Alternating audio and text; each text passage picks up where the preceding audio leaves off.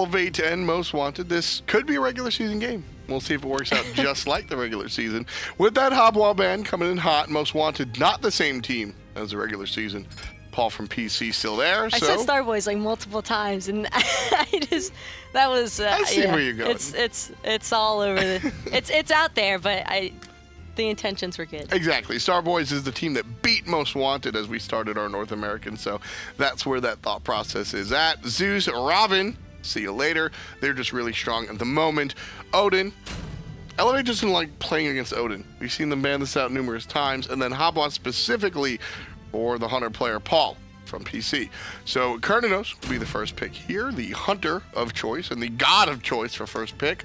Bologna and Cabrakan, the Most Wanted selection. I'm kind of surprised that we still haven't seen a Kern ban all day today, and yet instead teams are permitting it to go through, leaving open a lot of other sought-after picks, such as the Chang'e, the Cabrakan, the Bolognas even. So you can already tell with Most Wanted's draft that they're looking to, they still have a little bit of flexibility available with the Cabrakan. They could still opt to put it into support as opposed to the jungle role. Sure. But I feel as though the setup that they already have available to them is a very solid front line. Hades getting so much play lately. A little bit of a love in last patch notes. All of a sudden, bam, he's there in every game. Well, this was an original god. Aggro actually touched on it earlier when we first saw Most Wanted play, and that this was one of Cloud's old OG signature gods. And so for him to be bringing it back now, I think is the perfect time. Yeah, I mean, Cloud has a very strong identity in his role. Sometimes the god pools can sort of get lost in, well, whatever's meta. But Cloud will play the Isis, Poseidon, Zhongqi, Hades, Cloud back, no matter what happens. And so the Hades is going to come out. The Chalk and Osiris bans from Most Wanted. They don't want to see Elevate solo laner off to a good start, and Elevate opt to ban out Bats and Medusa, leaving Most Wanted with Susano. Personally, I think Susano might be stronger than Bats. Might be stronger than Bots. I prefer the mobility of Susano as opposed to that of Pumbats, and I feel as though he is a little bit more setup guaranteed, considering that he does have the ability for pulling in, which is very nice when you think about what Most Wanted are going for here. They want the burst all-in potential onto one god in particular, and if they have the lock-in from the Cabrakan, from the Bologna ultimate potentially, and the Hades especially, I mean, every single time, you can never know when you're going to get trapped inside of his Pillar of Agony, but that's a little unexpected spice. Shibalake coming out. Honestly, if I saw a weird Hunter, I'd like to see a Cupid. A Cripple Field on a Hades ultimate is not fun. But Shibalake going to be the god of choice here for Most Wanted. Ultra late game Hunter is what we're looking here. The issue that I have with the Shibalake, though, is that you're faring off against a Khepri Kern duo lane, which means you take one of the Hunters with probably some of the worst early game and throw him into a lane with amazing early game and just kind of expecting it to go over well. I'm not certain that this is going to be ideal for Most Wanted, simply because even if Paul isn't getting killed numerous times in the duo lane, they still have to worry about just how much jungle pressure they could potentially lose from their duo lane side. Yeah, I think we're going to see Marsleazy spend a lot of time on the long side jungle. So Shibalake, it's a character we haven't seen in a while. Late game, does very well. He gets basically 30 free power if he plays things right, and he gets himself some kills, 6 in particular. But really, what I like about Paul's selection is the ultimate. I think Shibalake ultimate is one of the best in the game.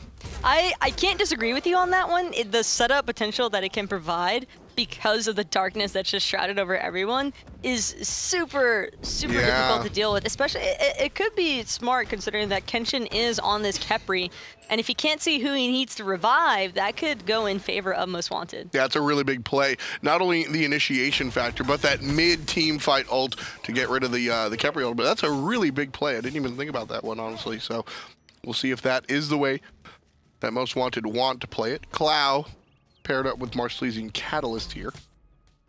As you said, a lot of time on this character, so I think it's less about, well, Hades is good now, let me pick him up, and more just Clow bring it back. I'm surprised to see him running with the speed buff, though. That's not something that we see very often with mid laners, is the Hades opting for the speed, but yeah, I suppose this time around he just felt as though it'd be safer for him. I think he just picked it up, Taco. I think he just picked it up to be Clow. I think he saw that his red buff was gone. He said, I'm going to get some sort of buff. Get out of here, Catalyst. And he picked it up himself. We'll see how it works out, though. Clow and Most Wanted did not have their best showing at LAN.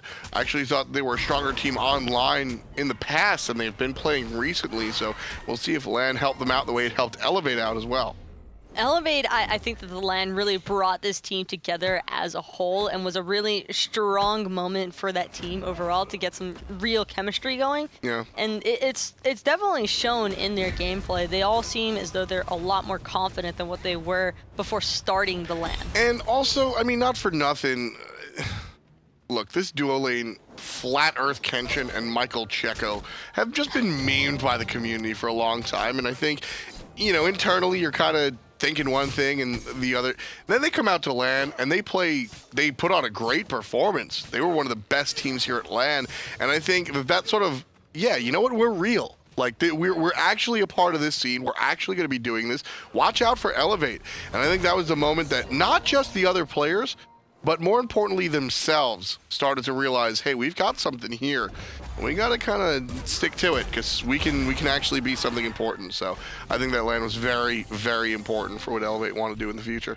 Hey, I mean, sometimes if you just flatten out your competition, you're looking pretty solid for the rest of the time period. I'm going to toss you off the edge of the earth. I swear, Taco. I caught that. You tried to float it past me. It's not going to happen. I get Toli. Now I get you. Jeez. Next, they're going to have me cast with aggro. Tom, there's something you need to know. Oh, no.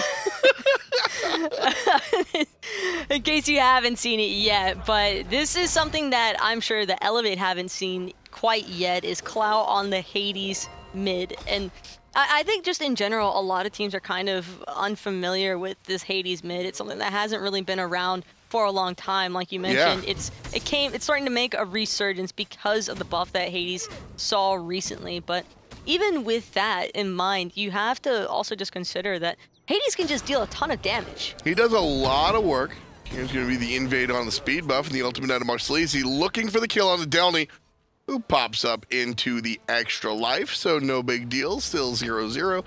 But I think the Hades is interesting because when was the last time Hades was considered a quote-unquote meta pick? And I'm going back, I don't think that there was ever a time in the console league that Hades was considered a meta pick. And then even going back to the world of PC, you know, way back when, you got to look before launch tournament. You're talking beta. I don't know. I mean, you've got the guys like Divios and stuff who've experimented a fair bit, but I would never really consider it a meta pick so much as a niche pick where you want to just try and find the right moment for it. And for Clow, what I like about the selection is while Elevate has dashes to escape from the Hades ultimate, there's still plenty of setup that could be provided due to the Bracken walls inside of the Hades. If they catch anybody off guard with that combination, throw in a Shibalanke where a team's not really trying to move during the blackout, and that's pretty rough stuff to deal with. Yeah, Shibalanke, so the old combination was Shibalanke and Bacchus. Drop the Intoxicate, and then Shibalanke ultimate comes through, and it's next to impossible to not move while you're intoxicated, so it's an auto stun. Kind of the same idea here with the Hades ultimate. You get Hades ulted on, and then the lights go out, and you're gonna be stunned because you're being drawn in towards the middle like a Poseidon whirlpool. So because of that, nice little interaction. Same deal with the tremors from Catalyst. You can't stop moving, so you're going to be auto-stunned if that's the way Most Wanted play these combos. Should be interesting to keep an eye on to see how much interactivity these abilities really have in practice versus on paper.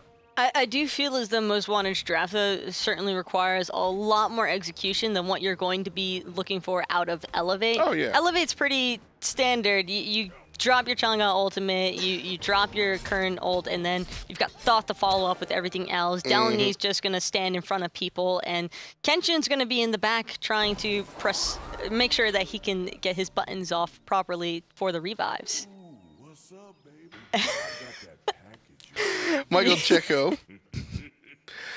Yeah, Michael Checo on the Kerno is certainly going to be a part of that. And yeah, like you said, I mean, Elevate is stop that man and make Baronic shoot him. That's like their whole thought process, and everybody else can do whatever it is your character does. Most Wanted, on the other hand, a little bit more complex. kind of just hoping that everybody plays their character and knows the intricacies of it. Paul from PC back, making his Season 4 debut here in a relatively interesting career, I would say. Individually, very successful, but his teams never really finding themselves on the top end of competition. So moving here into Season 4, taking the spot back on Most Wanted. We'll see if that continues or if he's able to find some wins. Paul seems like that hunter that you pick up because you know that he's going to provide an excellent individual performance. And Marsleazy trying to get a little bit feisty there with Dr. L and the back harpies, but just going to be a safe disengage from both of them. Yeah, Delney doesn't even get taken advantage of. I expected after that gank that happened, or the missed gank, to see the wraparound behind Delney, but not going to be in trouble. His blue buff is, though. Yeah, and that's kind of rough for Sun Wukong. Sun Wukong sits kind of in the middle there where you look at a character like Chalk or Sobek, and they don't really need the blue buff as long as they play it right. And then you look at mages in general, and they kind of can't do anything if they don't have the blue buff.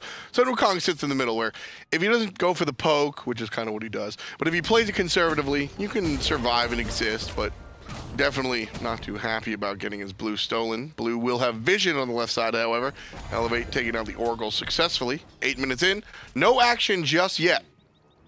And I think that that's kind of exactly where Elevate would want to be looking at these two drafts. You would imagine that Most Wanted, sure, maybe Paul's okay with the staleness of the game, but now it looks like Marsleazy's definitely tired of waiting around, and Kenshin's in a whole lot of trouble right now. Yeah, this is the change, but Elevate show up in time. Big ultimate out of Clow. First blood from the Pillar of Agony. Big play, Hades. And that's exactly what Cloud is waiting for every single time. Forces out the dash, but oh my god, Marsleazy's health. See ya.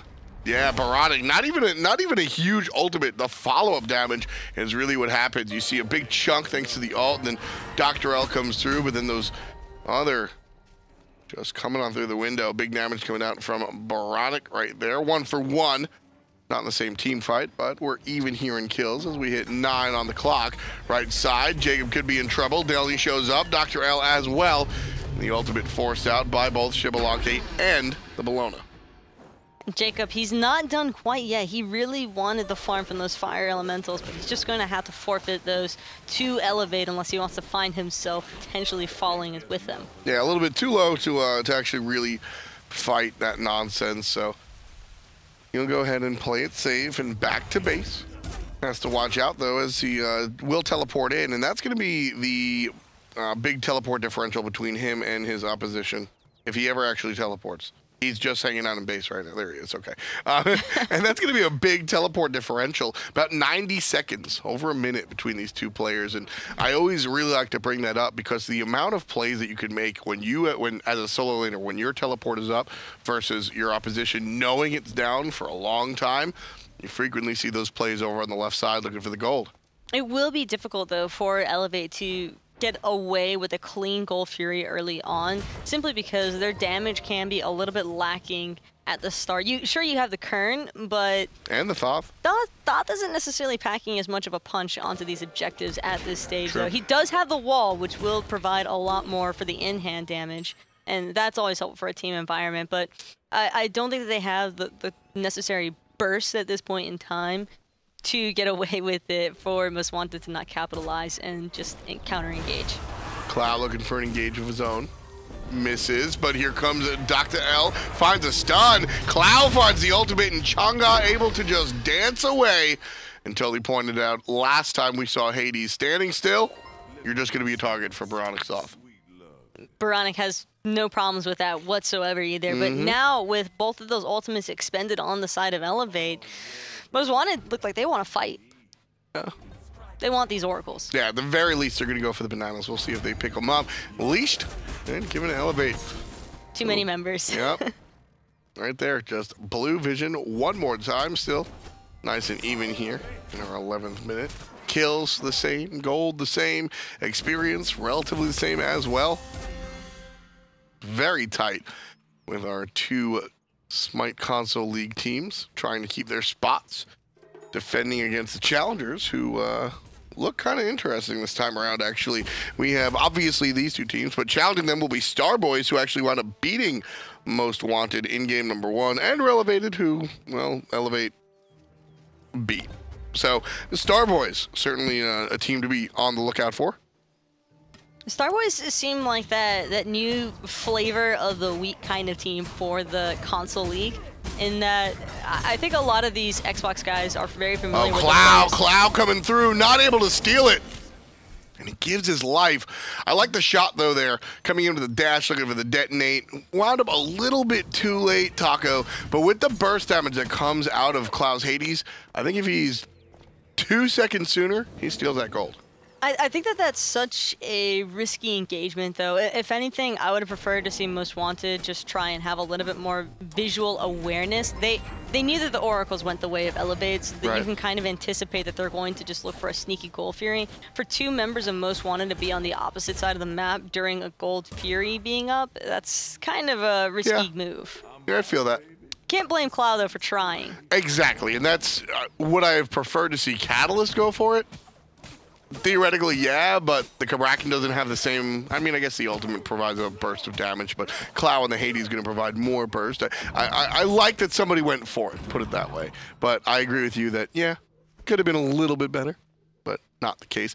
Paul holding the red buff, not going to be able to pick up the purple. Still doing well in this lane. Not really caring about Michael Checo, despite the fact that he's a level and a half down, comparatively speaking, to the Kerninos. Kern just has so much pressure early on, and Paul, the main thing for him is just going to be holding his own. But Checo's already got the Ickful, he's got the Fatalis online, so all he needs is one auto attack to try and chain that kiting gas pedal effect onto Paul. And as a Shivalanke, that can be incredibly difficult to deal with since you don't have an attack speed steroid in your kit. Yeah, it's a little bit rough as we see these two teams. 13 on the clock, 2-1. Most Wanted trailing by about 2,000 gold here.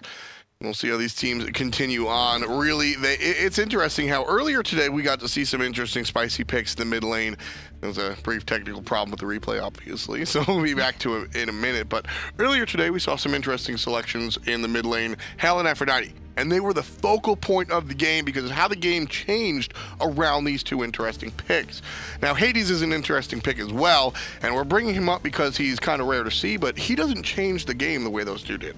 Hades is more of the, I want to provide a bit more utility to my team, because the Clow at this point, he needs to make the decision between whether he wants to be damage-oriented or more frontline-oriented. And unfortunately, I think that he was leaning more towards the damage-oriented side of things, but he can't really get away with it right now. And so he's opting for the Dynasty Plate Helm. He's building it to what I believe is going to potentially end up being a Warlocks. And way too late, in my opinion. And but the helm could be useful. Sure, but I mean, it's 13 minutes and he has rank 1. He's got to find, I think, 1,300 more gold after rank. It might not necessarily be that item, though. So. Yeah. There, okay. I'm just thinking about like what Cloud likes to build. Yeah, there it is. Yeah. Okay. Good. Yeah.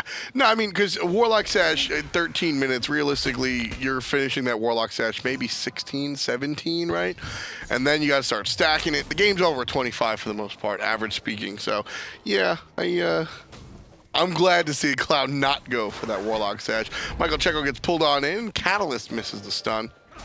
Unfortunately for him and his team, not able to get that pick, which would have been really valuable. Instead, just kind of watches as Elevate able to pick up the vision on the left side of the map thanks to the Oracles and continue on. Oh, big play. Paul from PC. He gets his ultimate forced out, has to dash back to safety on his own tower. And that's the risky part about all this. But Marsleazy, he's waiting. Checo's getting baited. Yeah, but Marsleazy pulls him away from where Paul was. Very sloppy gank coming out of Marsleazy right here. So he positions himself on the other side, pulls him further away from Paul. No way that Paul can actually interact with this team fight. Michael Checo lives to see another day, and his team going to start the Portal Demon on the right side. 3-3 as far as everybody's concerned. But right now, looking like a little bit better in Elevate's favor as they're able to line players up with that Chang'e ultimate. Landed on top of Kata, and Dr. L gets his proven worth right there. Picking up a kill after his successful setup with the ultimate. They didn't even, I don't even think that Elevate were really looking for the Portal Demon. It was one of those objectives where if we can get this, great. But if not, can we bait the fight? Yes. Exactly. And I mean, when it comes to Portal Demon, that's the perfect. Listen, if you pick up the Gold Fury and you have that fight and the other team somehow wins against the Gold, you feel miserable. That's a 2,500, 3K Gold. If somebody takes the Portal Demon from you at 15 minutes, you're like, okay. You're going to go do the Fire Giant at 15? All right, man. Enjoy it. One thing that I have noticed, though, and even from the game that Most Wanted played earlier, is Catalyst is getting punished at, like, every single avenue.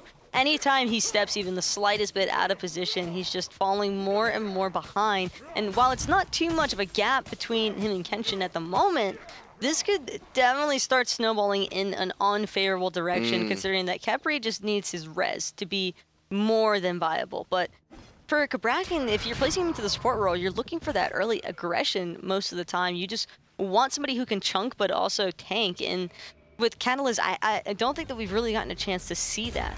Right, it just hasn't really happened here. His build is standard support, and I like that. But he hasn't had that impact, like you said. The real control factor is what he's looking for here. And, well, there's only one kill. Doesn't look like, and that was really Cloud's kill without any help. So it doesn't look like he's been able to provide much of the control either. 0-0-0 for the Hunter Shibalanke, which is a positive look here at 16 minutes. Just him being alive here, 3 levels down, is a little bit rough, but kind of where he wants to be. Marsleazy caught out one more time, trying to hide behind the Gold Fury, but still in trouble. Cloud, big ultimate. Pillar of Agony gonna collect 2 players, but nobody dead just yet. Michael Checo picks up the kill on Catalyst, and now Cloud trying to find an exit up north. Delty following, jumps on top. Whack goes the stick, and down goes the Cloud. Looking for more onto Jacob. He's gonna swing the hammer around, but before he slams it down, Delty puts him down 2-0-2 for the short lane Sun Wukong. I'll be honest with you, it doesn't even look like Elevate just went through a team fight there.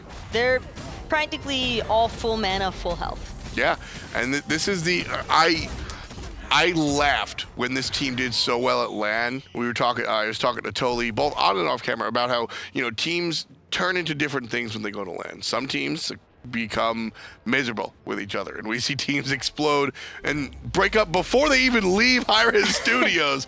I have seen that go down, but then we also see the opposite. And this team, like Elevate, they earned their spot in relegations throughout the course of the spring split.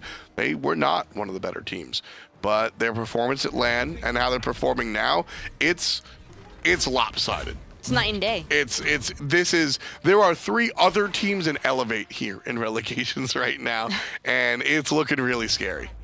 I think that Elevate are feeling very confident with themselves, especially. I mean, Checo's level 18 at 18 minutes. Eesh. He's literally farming a level per minute, and that's just absolutely insane for a Hunter to be able to do. M-Dubs is a good team. I think Marsleazy is a strong jungler. Cloud speaks for himself. He's hot and cold, but I like what he brings. Michael Checo doing whatever the hell he wants, quite literally in mid lane, just having a one-man party here. But I like these guys at Most Wanted. I like Paul from BC even. I think he's one of the stronger players, or was at his time. And Elevate are just walking. It's like it's a drive-through. They're here just to collect their wins and go home. And I mean, they're about to collect this tower and potentially Cloud's life, but Cloud going to be able to escape just in time. Sleazy looking for the flank, gets spotted out by Delny. Mid lane tower gets melted. Sleazy still afraid of Delny. Sun Wukong just gonna zone out a little bit. Now the jungle. Dash and a Kenshin gonna be off the mark, but I think it's gonna be the right side tower that we see Elevate shift to. Elevate is just so far ahead already. It's Most Wanted, you can tell that they want a turtle. They want to try and buy time for Cloud to get a little bit of damage online, for Paul to be Shibalanke, that late game hyper carry factor, but I'm not certain that he's going to have an opportunity to do so. E-Staff, Ethereal Staff, will be the selection for our Hades player. Once upon a time, it was kind of like Warlock / Light. It has been changed, but the stats are rather similar. And it's basically just going to give you a bunch of health and make you a little bit tankier, in addition to providing some additional damage. Now, full retreat coming out from Elevate as Most Wanted pop the Shibalake ultimate, but instead, it's going to be the turnaround. Catalyst is in trouble. Jacob goes deep, popping the Thorns, and now Elevate going to wait it out. Dashing backwards, and Baronic just gets Kata from afar. That ultimate was absolutely devastating, and now Most Wanted on full retreat, trying to get away from the rest of Elevate. Paul, not even there. He's trying to get some split push going, but Delaney's not having any of it. Yeah, Paul's just trying to get some sort of farming situation going on. He realizes his opposing hunter is level 19. He's just trying to do anything, make himself relevant. At the moment, he's got Transcendence, Boots, and Chinsai. I don't like the build. I don't like the god choice. I don't like the selection. I don't like the lack of involvement in team fights. Paul for BC has been very successful in the past. I don't think this is at all telling of what he's capable of. I actually don't have any issues with his build. I think that his itemization here is the proper choice. The Transcendence, you're kind of leaning, you're almost always going to lean towards the Transcendence when you pick Shibalake because he is still fairly mana dependent. Sure. And especially against a hunter like Kern, where you can expect yourself to be using your escape more often than not in a defensive manner. I'll buy that. You kind of want to anticipate the mana burnage there, but the Chinsai's third item, I think that the main reasoning behind this is because when your team is so far behind, you just need damage. Right. Just in case, you never know, maybe I secure the last hit and get a passive stack, or my team can turn a team fight because I'm actually chipping away at somebody's health. So I can respect the build choice. The only issue I really have with Paul right now is that he's not playing more aggressive carries. Yeah. And that has kind of just always been Paul's playstyle, is to play the aggressive carry, and that's what he made a name for himself on originally, was that aggressive hunter. But here on a Shibalake where he's forced back, it's just unfair in a way that he doesn't really get to display whether or not he still has the same Paul. I always say, you know, give your team the tools necessary to win the game, and you know, if Paul is going to be playing aggressive hunters and that's what wins, don't give him a Shibalake, right? Give him something he can actually do something with. Where's the on her at? Cloud getting pushed back. Oh, he's going to get jumped on. But he'll save himself with the Aegis and the Beads combination. Mid lane Phoenix still the target. And Michael Checo picks up Love Potion number 9, putting Catalyst down in the dirt. Jacob could be next if all goes well for elevating their fans. Finding the root, big play out of Kenshin. And here's Clow. Nice ultimate, but Michael Checo still doing it. You see this, Chunga? Goodbye, Paul. Oh, what up, dude? Just waiting around the corner. Pushed all the way back by the Chang'e. Dr. L did not let Paul back, and so they ended up in that awkward dance-off engagement, and now it's just looking like Elevate's game, really. I mean, it has for a while. 12-1, 23-23 on the clock. Elevate leading by about, oh, they're just going for it, Taco. 75% on the Titan. Most Wanted trying to fight into it. Don't think they're going to be rather successful here. Halfway down is the Titan. 25% now. And this one could be curtains. Chang'e gets a kill, and there's his answered back. Marsleazy gets credit for it, but the Titan is the one falling, and ain't nobody answering back on that one. 13.